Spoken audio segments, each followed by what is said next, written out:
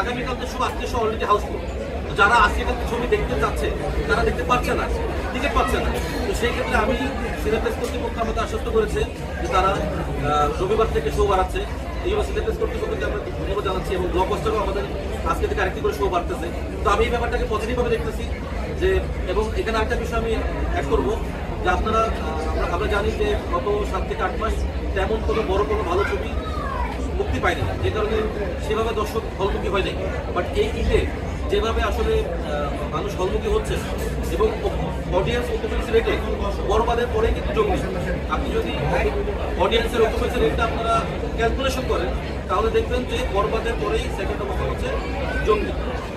আর আমাদের হল সংখ্যা, যেমন আমাদের কিছু সিঙ্গেল হল আমরা রিলিজ করেছি ঈদে, আমাদের নেক্সট ফ্রাইডে থেকে আরও 10 থেকে 12টা সিঙ্গেল স্ক্রিন বাড়তেছে। যেমন জামালপুর, তারপর শ্রীমঙ্গল মৌলভীবাজার, তারপরে শেরপুর, বগুড়া, বেশ কিছু জায়গায় আমাদের কাছ থেকে অলরেডি গাজীপুর, এই হলগুলোতে আমাদের নেক্সট ফ্রাইডে থেকে সিঙ্গেল হলের সংখ্যা আমাদের বাড়তেছে, যেটা কিন্তু অন্য কোনো ছবি বাড়তেছে। আর আপনাদের যদি কোনো বক্তব্য থাকে আপনারা বলতে পারেন।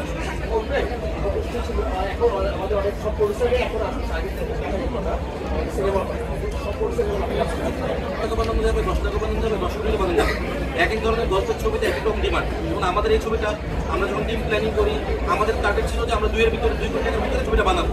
বাট ছবিটা যখন আমরা কাজ শুরু করি তখন আমরা বাজেট ফেল করছি, আমরা 2.5 কোটি টাকা সামথিং বেশি, অলমোস্ট 2.5 কোটি টাকা প্লাস আমাদের এই ছবিতে বাজেট খরচ হয়েছে।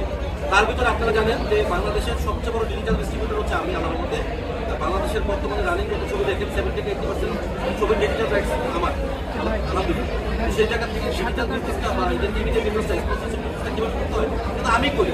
সেখানে যেটা আমার প্রযোজনা ছবি, তো আমি ওই ব্যাপার আপনারা দেখেছেন যে আমার টাইটেল স্পন্সর পাওয়ার পাই, আমরা অলরেডি 30% টাকা ব্র্যান্ড ইনভেস্টমেন্টে তুলে ফেলছি।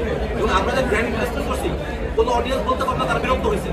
আমরা এমনভাবে সিকুয়েন্সের ভিতরে ব্র্যান্ডগুলোকে ইনভেস্ট করছি, দর্শক কিন্তু ব্যাপারটাকে মানে জোরপূর্বক মনে হয়নি, তারা দৃশ্যটাকে এনজয় করছে। পাশাপাশি আমাদের ওটিটি রাইটস, আমাদের ছবির যে বাজেট তার 50% টাকা আমরা অলরেডি ওটিটি রাইটস, এটা আলহামদুলিল্লাহ এই উইকে আমাদের অফিস করতে এই উইকে সাইন হবে। এবং টিভি রাইটস অলরেডি 2 টিভি আমাদের কোম্পানিতে 2টি চ্যানেলে একসাথে ওয়ার্ল্ড প্রিমিয়ার হতে যাচ্ছে। তো সিনেমা হলের টাকা ছাড়াই আমাদের 90% টাকা অলরেডি উঠে যাচ্ছে বা উঠে গেছে। কিন্তু এই উঠে যাওয়ার হিসেবে কিন্তু বক্স অফিসের হিসাব হয় না, হিসাব হয় হচ্ছে আমার টিকিট সেলিংয়ের উপর।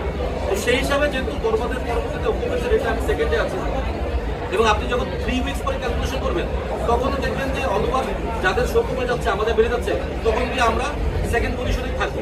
আর বরবাদ হচ্ছে স্বাভাবিক, এটা বড়বাদের ছবি, বড় ক্যানভাসের ছবি, এটা কোনো দোষের কমার্শিয়াল সিনেমা, এটা সেম পজিশনে ওরা 1 নম্বরে আছে, 1 মাস পরে ওরা 1 নম্বরে থাকবে। বাট অডিয়েন্স রিপোর্ট অডিয়েন্সে ভালো লাগাতে আমি মনে করি যে আমরা 1 নম্বরে আছি। অডিয়েন্সে ভালো লাগাতে এটা আপনারাই সাক্ষী, আপনারাই কিন্তু শোয়ের শেষে অডিয়েন্সদের বক্তব্য নিচ্ছেন, তো আপনারাই সাক্ষী। এটা